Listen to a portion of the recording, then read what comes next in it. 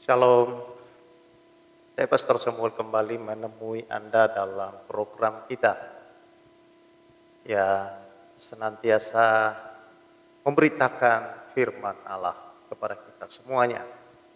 Dan kita membaca firman Tuhan dari kitab Kejadian sampai pada kitab Wahyu secara berurutan agar kita mengerti akan perjalanan kebenaran firman Tuhan. Saudara-saudara, firman Tuhan berkata bahwa berbahagialah mereka yang haus dan lapar akan kebenaran, karena mereka yang akan dipuaskan. Bukan orang yang lapar dan haus akan hal-hal jasmani, materi, saudara-saudara, tetapi orang yang lapar dan haus akan kebenaran. Karena dengan menemukan kebenaran, saudara-saudara, maka orang akan dipuaskan dalam kehidupannya. Dan hanya orang yang mengalami kepuasan secara batinnya, rohania, jiwa, yang mengalami kebahagiaan. Bukan karena sesuatu yang dia miliki dan datang dari luar, tetapi saudara-saudara, kepuasan itu karena Tuhan. Dan kepuasan yang sejati itu, saudara-saudara, adalah Tuhan. Karena orang tidak mengalami kepuasan yang sejati karena berjumpa dengan Tuhan, saudara-saudara, tidak mengalami perjumpaan dengan Allah dalam hidupnya, tidak mengalami jamahan sungguh akan Allah, oleh Allah akan hidupnya, saudara-saudara, maka manusia tidak mengalami kepuasan yang sesungguhnya. Merasa tidak bahagia, merasa tidak cukup, selalu merasa kurang dalam berbagai hal, bahkan dalam segala hal. Sehingga tidak ada sukacita, tidak ada kebahagiaan yang sejati di dalam hidupnya, saudara-saudara. Tidak ada damai yang penuh. Karena semua itu, saudara, adalah berasal dari Yesus, sang kebenaran itu. Kalau orang mengalami Kristus, orang mengalami jamahannya, mengalami perjumpaan pribadi dengan Yesus, orang, saudara-saudara, akan merasakan, saudara, kepuasan, mengalami kepuasan yang sejati dari dalam dirinya, dan mengalami kebahagiaan, sukacita, dan damai yang sejati. Itulah yang terjadi, saudara-saudara, di dalam Kitab Bilangan pasal yang ke-16. Di sana diceritakan tentang pemberontakan Korah, Datan, dan Abiram. Mereka tidak puas dengan jabatan yang mereka miliki. Mereka mengejar jabatan, saudara-saudara. Lalu kemudian karena ketidakpuasan yang ada di dalam diri mereka itu, mereka memberontak terhadap Musa, terhadap Allah. Membuat fitnah-fitnah tentang Musa, saudara-saudara. Mereka memfitnah, menuduh Musa bahwa Musa mengangkat diri sendiri. Musa membawa kami ke padang gurun ini hendak membunuh kami. Wow, saudara, membangkitkan fitnah. Padahal kita tahu tidak pernah Musa mengangkat dirinya sendiri. Bahkan dia menolak, tetapi Allah mengangkat dia. Itulah yang kita lihat. Dan bilangan ini, saudara, kitab Bilangan sejak dari pasal 11 kita membaca 12, 13, 14, 15 dan sekarang pasal 16 berisi semua tentang pemberontakan bangsa Israel. Karena apa? Karena beberapa orang saja yang disebut dalam pasal yang ke-11, orang-orang bajingan, saudara-saudara, yang tidak mengalami kepuasan dalam hidupnya. Yang apa, saudara-saudara, dalam hidupnya karena ada keserakahan, ada iri hati. Jadi ini bergandengan semua, saudara. Orang-orang yang serakah, iri hati, dikuasai nafsu rakus, saudara-saudara. Maka mereka tidak pernah puas. Mereka terjebak, saudara-saudara, dalam ketidakpuasan, merasa tidak cukup. Padahal, saudara-saudara, di sini Korah ini, saudara-saudara, Bani Korah, Korah ini adalah dari klan atau dari keturunan daripada kelompok daripada Bani Kehat, saudara, yang memiliki satu-satunya bani yang memiliki akses di dalam ruang bait suci, saudara, yang mengurus, mengangkat itu semua, dan bisa masuk dalam ruang Maha Kudus, mengangkat barang-barang dari sana kalau sudah ditutup oleh imam besar dengan menggunakan kain. Maka mereka berkesempatan masuk di sana, saudara-saudara. Saudara yang saya kasihi di dalam Tuhan Yesus. Tetapi rupanya hanya mereka bekerja, saudara-saudara, hanya sekedar melakukan pelayanan mereka tanpa mengalami rasa takut dan jamahan sentuhan Allah, pertobatan, lahir baru, kalau kita katakan sekarang dengan sungguh-sungguh, saudara. Sehingga mereka mengalami ketidakpuasan dan memberontak. Pemberontakan ini, saudara, karena ketidakpuasan, merasa tidak cukup inilah yang membuat mereka mulai memfitnah Musa. Bahwa Musa itu sok ngangkat diri sendiri mau memimpin kita. Musa itu mau membunuh kita di padang gurun ini. Lihat keadaan kita tidak seperti di Mesir. Padahal kalau nengok ke Mesir, saudara, bukankah keadaan mereka sangat buruk sekali. Mereka lah budak selama ratusan, lebih kurang 400 tahun, saudara-saudara. Apakah itu keadaan yang baik? Tentu tidak. Mereka sangat menderita. Mengapa Tuhan melepaskan? Karena mereka berteriak-teriak, berseru-seru terus supaya mereka dilepaskan oleh Tuhan. Dan akhirnya Tuhan yang mengutus Musa. Inilah akibat daripada merasa tidak puas. Karena itu, saudara-saudara, di dalam Tuhan Yesus Kristus, Yesus dan firman-Nya mengajar kita untuk cukup. Dalam doa Bapa kami, firman Tuhan Yesus mengajar dalam doa itu, salah satu kalimat Dia berkata, berikanlah kami pada hari ini makanan kami yang secukupnya. Dalam kitab Timotius, saudara-saudara, 1 Timotius 6 berkata bahwa ibadah yang disertai dengan rasa cukup, saudara-saudara, itu mendatangkan keuntungan. Tetapi orang-orang yang ingin menjadi kaya raya, saudara-saudara, selalu merasa tidak cukup, saudara, maka terjebak dalam ketidakpuasan. Mereka terjebak, saudara-saudara, dalam nafsu rakus. Mereka mulai terjebak, saudara-saudara, di dalam keinginan-keinginan dunia. Dan dikatakan tidak sedikit yang meninggalkan, menyangkali iman mereka oleh karena hal-hal yang seperti itu, saudara-saudara. Mereka tidak berpindah keyakinan, saudara, tetapi mereka tidak hidup di dalam iman dan kepercayaan kepada Tuhan secara sebenarnya. Mereka tidak bergantung, mereka bergantung kepada nafsu, keinginan, keserakahan yang mulai menguasai.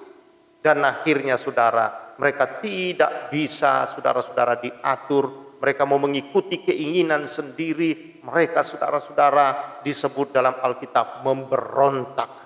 Dan saudara bisa membaca di sana Korah mempengaruhi Datan dan Abiram. Dan kemudian kita melihat juga, saudara-saudara, pasal 16 ayat yang ke-41 berkata, pada keesokan harinya bersungut-sungutlah segenap umat Israel kepada Musa dan Harun. Kata mereka, kamu telah membunuh umat Tuhan. Mempengaruhi bangsa yang besar itu, seluruh umat untuk mulai memberontak, saudara-saudara. Dan pemberontakan kepada Musa adalah bukan pemberontakan kepada Musa, tapi inilah pemberontakan kepada Allah yang memilih Musa. Mereka tidak mengakui kedaulatan Tuhan atas pemerintahan yang Tuhan tetapkan di tengah-tengah mereka. Bukankah ini banyak terjadi, saudara-saudara? Pemberontakan kepada kepemimpinan, penggembalaan, dan sebagainya, saudara-saudara, terjadi karena tidak adanya rasa cukup. Tidak ada syukur akan apa yang dimiliki. Bahwa di dalam pelayanan tidak ada orang yang bisa mengangkat dirinya sendiri, saudara-saudara. Iri hati selalu mendatangkan keserakahan. Dan orang seperti ini mulai mencari alasan-alasan menjatuhkan orang. Mulai mengungkit-ungkit hal-hal yang tidak perlu diungkit. Yang sudah diampuni oleh Tuhan. Yang orang itu sudah diampuni oleh Tuhan. Dan sudah dibebaskan oleh Tuhan dari segala dosa, diungkit-ungkit, saudara-saudara. Karena apa? Karena ada rasa tidak puas, tidak cukup dalam dirinya. Maka keserakahan mulai datang dalam dirinya. Maka roh pemfitnah mulai masuk. saudara-saudara mulai menebar fitnah yang aneh-aneh, yang tidak tentang pemimpinnya saudara, dan sebagainya. Kita melihat di sana. Saudara yang saya kasihi di dalam Tuhan Yesus Kristus, inilah bahaya daripada rasa tidak cukup, tidak puas. Terjebaklah orang-orang di dalam hal-hal seperti itu saudara. Ini pemberontakan lahir, atau saudara hal-hal yang tidak baik mulai terjadi di dalam organisasi gereja misalnya saudara, atau sebuah perusahaan, yaitu karena ada orang-orang yang merasa tidak puas. Dia tidak sadar bahwa setiap orang ditempatkan oleh Tuhan. Tuhan tahu bahwa orang itu tepat di situ. Tuhan tahu bahwa orang itu memang dikasih karunia dan kemampuan untuk melakukan hal itu. Dan ketika mulai dia iri melihat orang lain saudara-saudara, maka keserakahan, nafsu rakus mulai masuk dan menguasai, terjebak di dalam ketidakpuasan saudara, pemberontakan terjadi. Berbagai fitnah mulai muncul, berbagai cara-cara yang busuk mulai dilakukan. Hati-hati. Kalau saudara tidak punya rasa cukup dalam jabatan, ingat khususnya di dalam gereja saudara-saudara, kita tidak bisa mengangkat diri. Pelayanan adalah ladang Tuhan. Tuhan yang menempatkan orang-orang pada tempat yang Tuhan tahu bahwa dia diberi kemampuan untuk mengerjakan hal itu.